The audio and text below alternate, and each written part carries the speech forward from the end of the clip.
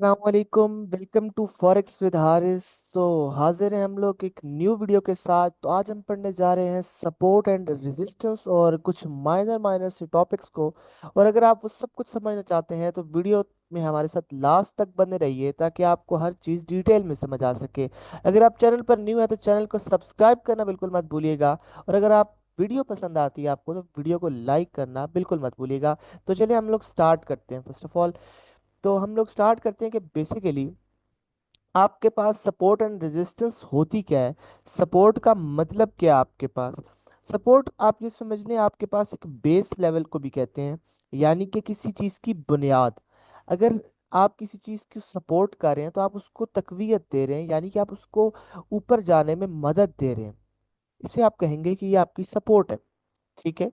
और रेजिस्टेंस क्या होती है। रेजिस्टेंस आप ये समझ लें कि अपोजिशन आप जिसे कहते हैं, कि यानी कि एक बैरियर लग जाता है, वहां से चीज आगे नहीं जा सकती आपकी। उससे मतलब वहां से मजामत होगी, वहां से मुखालफत होगी, उससे वहां से उसे रोका जाएगा। मतलब वो एक हदबंदी कर दी जाती है कि यार यहाँ से चीज ऊपर नहीं जाएगी, नीचे ही आएगी। ठीक है।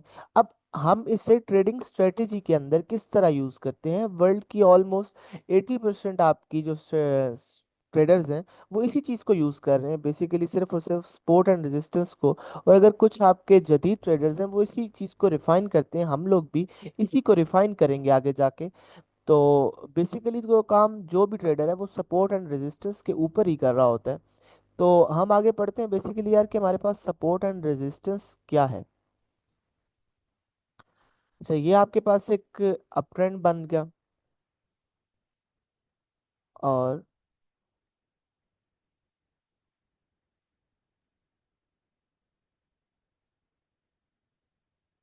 ये आपके पास एक डाउन ट्रेंड बन गया। अच्छा जी। अब आपने समझना है कि बेसिकली सपोर्ट एंड रेजिस्टेंस क्या है। तो यार सपोर्ट देखो कि फर्स्ट ऑफ ऑल हम मार्किंग कर लेते हैं, जो कि मैंने आपको पहले बताया था।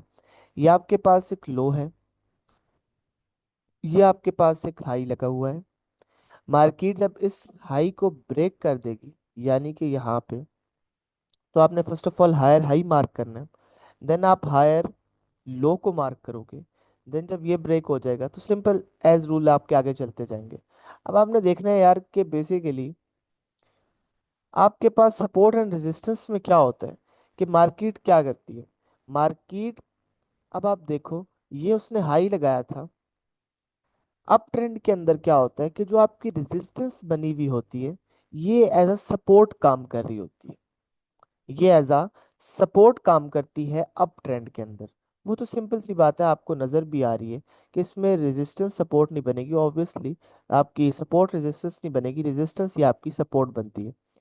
तो आप देखो यहाँ पर कि ये आपका एक रेजिस्टेंस का लेवल था। मार्केट यहाँ से एक बैरियर लग गया, मार्केट यहाँ से रिजेक्ट हुई है, यहाँ से मार्केट को मुखालफत मिली है। तो जब मार्केट इसको ब्रेक कर जाती है, अपना स्ट्रक्चर ब्रेक कर देती है, देन आप अगेन आके देखें तो मार्केट यहीं से उठ रही है। मार्केट यहीं से उठ रही है, इसका यही मतलब है कि जो आपकी पहले रेजिस्टेंस थी वो अब आपके सपोर्ट का काम कर रही है। वो आपके सपोर्ट का काम कर रही है, जो कि पहले आपकी रेजिस्टेंस थी। सेम अगर आप इधर आए तो ये आपके पास एक हाई लगा हुआ है, ये मार्केट का एक लो है, ये मार्केट का लोअर हाई है। ये कब आपका कंफर्म हुआ है, जब मार्केट ने अपना लोअर लो ब्रेक कर दिया था। तो आप देखें इसके अंदर क्या होगा कि यार ये मार्केट आ रही है, जिस जगह से मार्केट सपोर्ट ले रही थी, यानी कि जिस जगह से इसे तकवीत मिल रही थी, जिस जगह से ये मार्केट उठ रही थी ऊपर, अगर जब वो ये अपनी ब्रेक कर जाती है, स्ट्रक्चर ब्रेक कर जाती है, नया लोअर लो लगाती है, तो जब वो वापस आएगी तो वो उसी एग्जैक्ट उसी पॉइंट से या उससे दो चार पिप ऊपर या दो चार पिप नीचे वहीं से रिजेक्ट होगी, दोबारा वहीं से अपना ट्रेड कंटिन्यू करेगी। आपको अगर आप देखा जाए तो इसके अंदर जो ट्रेड पकड़ने के तरीके हैं कि आपने कहाँ कहाँ से ट्रेड पकड़नी है, उसमें आप देखा जाए तो फर्स्ट ऑफ ऑल आपके पास ये आता है। एक एरिया आपके पास ये वाला होगा, ये वाला। क्योंकि आप कह रहे थे कि यहाँ पर जो रेजिस्टेंस सपोर्ट आपकी रेजिस्टेंस थी वो एज अ सपोर्ट काम करेगी। ठीक है। अगर ऐसा नहीं होता तो आपके पास आपको अगली बाय कहाँ से मिल सकती है, जो कि इसका कंफर्म लो है, जो कि इसका कंफर्म लो है। अब कंफर्म लो मिल गया, यहां से आपको ट्रेड मिल जाएगी। अगर यहां से भी ट्रेड नहीं मिलती, देन तो आपने बाय देखना ही नहीं है। जब इसको ब्रेक कर दिया मार्केट ने, तो आप यहां से सेल देखोगे, या इसी पॉइंट से या इस पॉइंट से आप सेल देखोगे, देन तो आपने सेल करना है। अच्छा, सेम इज द सीन आपका डाउन ट्रेंड में भी होगा, कि आपको एक ट्रेड तो यहां से मिलेगी। अगर यहां से नहीं मिलती, तो मार्केट यहां से आपको कंफर्म ट्रेड देगी। अगर नहीं देती, देन आपने सेल नहीं देखना, देन आप बाय देखोगे इसे। अच्छा, इस चीज में आप फर्क आ जाते हैं, काफी सारी चीजों के इसमें फर्क आ जाते हैं। आज हम उन चीजों को भी देखते हैं कि बेसिकली यार हमारे पास यहाँ पे फर्क क्या आएगा। तो हम देखते हैं कि यार आपके पास मिसाल के तौर पे अप ट्रेंड चल रहा था।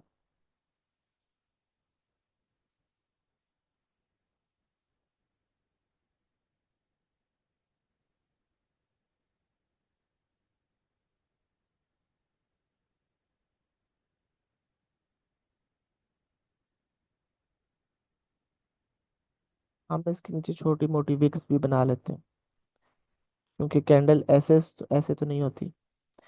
देन हम देखते हैं कि यार आपकी कुछ कैंडल्स नीचे लगती हैं, लाइक दैट ऐसे, और मार्केट दोबारा ऊपर चली जाती है। अच्छा, अब आप इसमें बताएं, कुछ लोग मुझे कहेंगे कि यार क्या ये रिट्रेसमेंट है। ये कमेंट आपने लाजमी करना है कि क्या आपकी ये रिट्रेसमेंट होगी, क्योंकि जो हम आगे कॉन्सेप्ट पढ़ने लगे हैं, उससे आपको आइडिया हो जाएगा कि क्या हमने जो रिट्रेसमेंट देखनी है, यानी कि जो मार्केट ने नीचे आना है, वो हमने कितना मार्क करना है। अच्छा, इसके अंदर ऐसे होता है।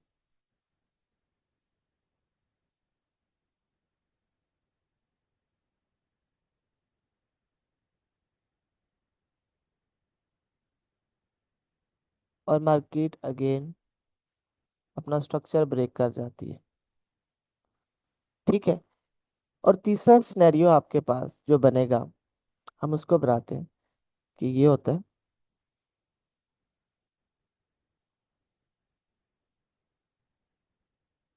इसमें आप विक्स भी बना लो।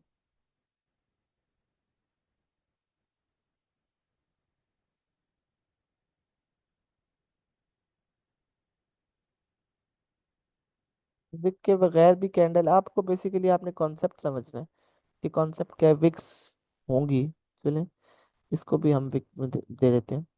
अब आप देखें तो अगली जो कैंडल्स आती हैं, वो लाइक दैट यूं करती हैं, और यहीं से मार्केट दोबारा अपना स्ट्रक्चर ब्रेक कर जाती है। अच्छा जी, अब आपने मुझे कमेंट करना है पहले कि यार आपके नज़दीक यहाँ पे कौन सी रिट्रेसमेंट आपको लग रही है, कि यार ये वाकई में रिट्रेसमेंट है और कौन सी नहीं है। ठीक है। अभी जो हम टॉपिक पढ़े हैं, वो है आपके पास आइडेंटिफिकेशन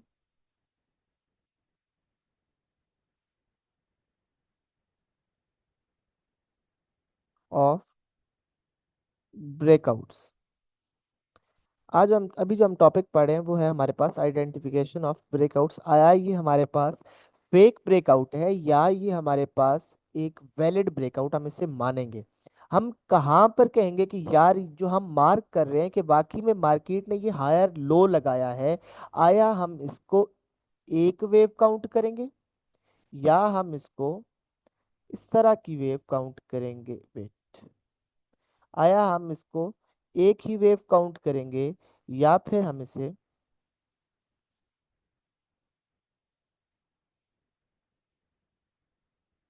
या हम इसे इस तरह काउंट करेंगे,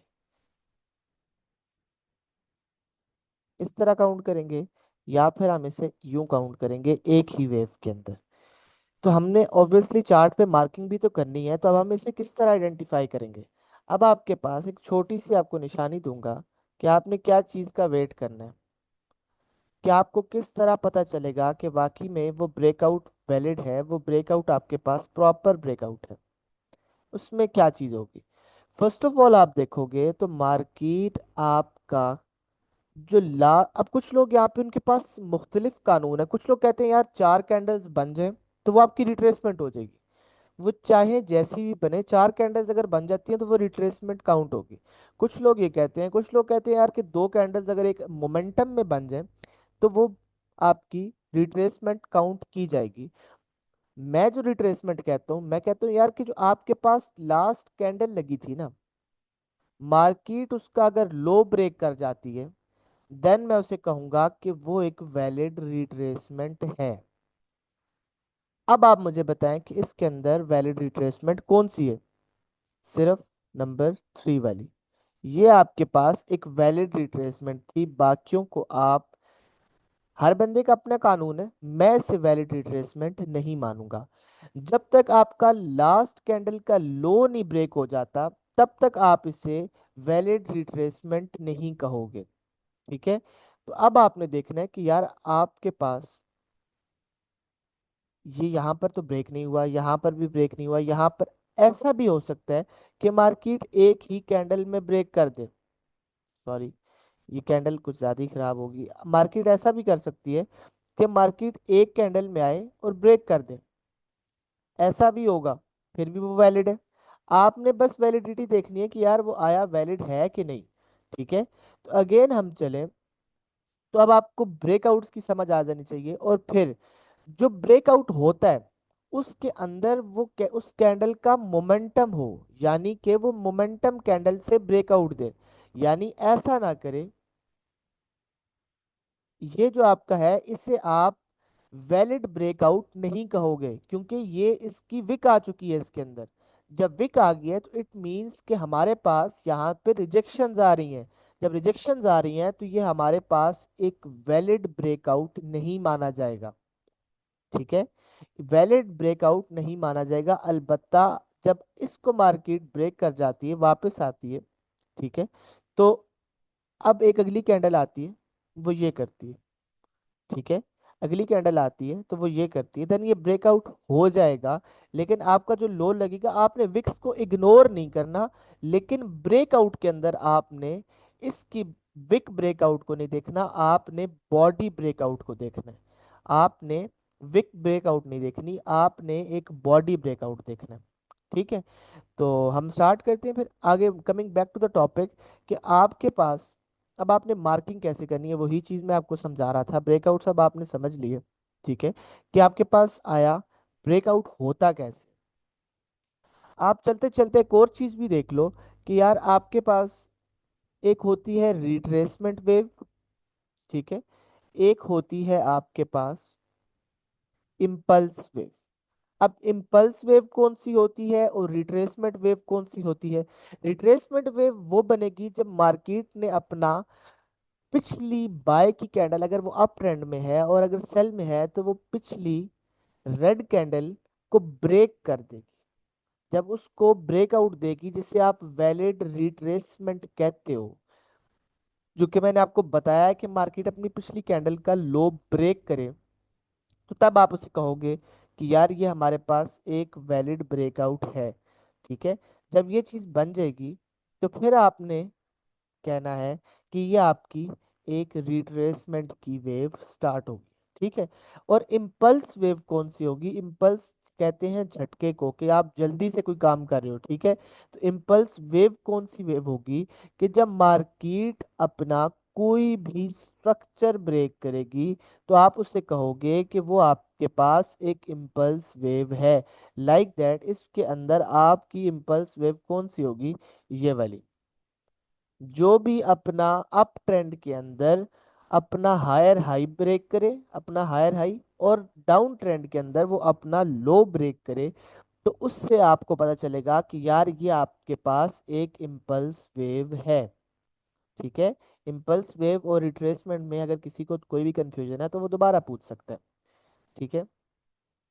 अब इसी के सपोर्ट एंड रेजिस्टेंस के और भी काफी सारे नाम हैं, जिसके अंदर आपको मिल जाएगा ब्रेक, ब्रेक एंड रीटेस्ट। उसके बाद इसी के अंदर आपको मिल जाएगा ब्रेकर ब्लॉक। ठीक है। अब ये एक ही चीज के मुख्तलिफ नाम है, इन्हीं को थोड़ा थोड़ा मॉडिफाई किया जाता है। इसी स्ट्रेटजी पे हम भी काम करेंगे, लेकिन हम इसके अंदर वॉल्यूम की एडिशन करेंगे, हम इसके अंदर RSI, हम इसके अंदर EMS की एडिशन करेंगे, या हम अपनी जितनी भी चीजें हैं उनको पढ़ने के बाद एक नतीजे पे पहुंचेंगे कि हमने काम फिर भी इसी चीज के ऊपर करना है। जो बेसिक कॉन्सेप्ट है वो सब ट्रेडर्स का एक ही है कि मार्केट जब अपनी रेजिस्टेंस को ब्रेक करती है तो हमने वहीं से बाय कर लेना है, या जब वो वापस आएगी अपना टेस्ट देती है हमने वहीं से बाय कर लेना है। सपोर्ट एंड रेजिस्टेंस में यही होता है कि जब रेजिस्टेंस ब्रेक हो जाती है वो सपोर्ट का काम करती है, जब सपोर्ट ब्रेक हो जाती है डाउन ट्रेंड के अंदर तो वो एक रेजिस्टेंस का काम करती है। सिंपल, आपने यही चीज देखनी है। ठीक है। ब्रेक एंड रीटेस्ट में आपके पास क्या होता है, सिंपल सी वही चीज है, उसी का एक नया नाम इनको दिया गया है। कि आप देखो तो ये आपके पास जाएगी मार्केट, जब इसने ब्रेक कर दी है तो इसी को रीटेस्ट करेगी, जब रीटेस्ट करेगी तो इसे ही आप सपोर्ट एंड रेजिस्टेंस कहते हो। ब्रेकर ब्लॉक में क्या होता है कि आपका ये जो 50% का एरिया होता है, इससे ऊपर जितना जोन होता है आप उसे ब्रेकर ब्लॉक कह देते हो। सिंपल सी चीज़ है, इनमें कोई इतना खास फर्क नहीं है। आप सिर्फ और सिर्फ यही समझ लो कि इन्हीं के आगे मॉडिफाई हुए हुए कुछ नाम आपको सपोर्ट एंड रेजिस्टेंस में बता दिए जाते हैं। अब सपोर्ट एंड रेजिस्टेंस में मार्केट क्या क्या करती है ये हम पढ़ेंगे। अच्छा, तो अब हमने ये चीज देखनी है कि यार आपके पास अब सपोर्ट एंड रेजिस्टेंस तो हर टाइम फ्रेम में बनेगी, आपने ट्रेड उसको कैसे करना। फर्स्ट ऑफ ऑल आप एक चीज देखोगे कि यार कि हमारे पास 1 आवर का टाइम फ्रेम हमें क्या कहते हैं। ये होगा हमारा मेजर सपोर्ट एंड रेजिस्टेंस का मेन चीज आपके पास। अगेन आपके पास, आप टाइम फ्रेम पे आप काम कर रहे हो 1 मिनट पे, 5 मिनट पे, तो आपने फिर किस तरह मार्किंग करनी है। यार देखो, अब ऐसा होगा कि 1 आवर का टाइम फ्रेम है। अब आप इसी पे समझते हैं कि 1 आवर का टाइम फ्रेम है, ये बुलिश जा रहा है। ठीक है। अब ये वाली जो वेव लगी है ये 1 आवर के टाइम फ्रेम से तो रिट्रेसमेंट है, लेकिन 1 मिनट में आप देखोगे तो स्ट्रक्चर ही चेंज हो जाएगा। 1 मिनट के अंदर आपको जो टाइम फ्रेम मिलेगा वो बेरिश मिलेगा। हालांकि 1 एच का टाइम फ्रेम आपको कह रहा है कि यार मैं तो अभी बुलिश हूँ, उसकी एक रिट्रेसमेंट की वेव होगी, यानी कि वो नीचे रिट्रेस कर रहा होगा। लेकिन जो 1 मिनट का टाइम फ्रेम होगा वो उस टाइम तक बियरिश हो चुका होगा, क्योंकि वो बार बार अपने लोज ब्रेक कर रहा है। क्योंकि 1 एच का तो बड़ा टाइम फ्रेम है, उसको तो ऑब्वियसली उसकी रिट्रेसमेंट भी बड़ी है, उसका टारगेट भी बड़ा है। 1 मिनट का तो टारगेट भी छोटे होते हैं, सब कुछ उसका उसकी चीज ही अलग है बिल्कुल। तो आप ये समझो, जब आपने ये टाइम फ्रेम बियरिश हो जाएगा तो आपने ट्रेड कैसे करनी है। एक सपोर्ट एंड रेजिस्टेंस आपको कुछ और बता रही होगी, दूसरे में आपकी रेजिस्टेंस सपोर्ट बन रही है, एक में आपकी सपोर्ट रेजिस्टेंस बन रही है। आप ट्रेड कैसे करोगे इन चीज़ों के अंदर। आपने देखना है कि यार बड़ा टाइम फ्रेम है, वो तो मुझे बाय बता रहा है। अब मैं छोटे में कब जाना है, जब छोटे में आपका ब्रेक ऑफ स्ट्रक्चर, वो तो फिर बहुत अच्छी बात है। अगर वो ब्रेक ऑफ स्ट्रक्चर कर दे जिसे आप BOS कहते हो, ठीक है, या फिर आपका कम से कम मोमेंटम शिफ्ट कर दे। मोमेंटम शिफ्ट जब वो करता जाएगा और उसका दूसरी तरफ आप देखोगे कि यार ये 1 एच का पहले ये रेजिस्टेंस लेवल था, यहाँ से हमें ट्रेड मिल सकती है, और छोटा टाइम फ्रेम आपका मोमेंटम शिफ्ट कर देता है या ब्रेक ऑफ स्ट्रक्चर कर देता है। तो आप ब्रेक ऑफ स्ट्रक्चर तो नहीं होगा, मोमेंटम शिफ्ट ही मोस्ट प्रोबेबली होता है। जब मोमेंटम शिफ्ट हो जाए आपके पास तो आपने समझ लेना है कि यहाँ से हमारी ट्रेड एंट्री बन चुकी है। अब यहाँ से जब हमारी ट्रेड एंट्री बन चुकी है तो आप फिर ये आप एक निशान याद रखो कि ये छोटा टाइम फ्रेम और बड़ा टाइम फ्रेम जब अलाइन हो जाएंगे देन आप उसमें ट्रेड में एंटर हो जाओगे। सिंपल सी बात है। ठीक है। हम इसी को आगे रिफाइन करेंगे, हम इन्हीं इन्हीं लेवल्स के ऊपर हम टेस्ट करेंगे कि यार अगर मार्केट ऐसा करती है कभी कि मार्केट आपके पास इतनी एक्यूरेसी नहीं देती, और मार्केट आपने साफ जाहिर है उसने हर बंदे को तो टारगेट नहीं ना देना अपना। हम इसीलिए तो चीज़ें रिफाइन करते हैं कि यार मार्केट अगर ऐसा करती है, अगर मार्केट 15-20 पे ऊपर से ऊपर हो जाती है, तो फिर हम क्या करेंगे? हमने तो ये जोन लगाया हुआ था अपनी बाइंग के लिए, तो मार्केट तो ऊपर चलेगी, पहले ही ऊपर चलेगी, उसने इसको टैप ही नहीं किया। हम इस मूव को किस तरह कैच करेंगे, हम ये भी पढ़ेंगे आगे जाके। हम अगले जो हमारी सीरीज है, हम प्रॉपर हर एक एक चीज को पढ़ेंगे, इसलिए किसी ने घबराना नहीं है। तो अगर वीडियो को पसंद आई है, वीडियो को लाइक करना बिल्कुल मत भूलिएगा। अपना और अपने चैनल का लाजमी ख्याल रखें। अल्लाह हाफिज, मिलते हैं अगली वीडियो में। अल्लाह हाफिज।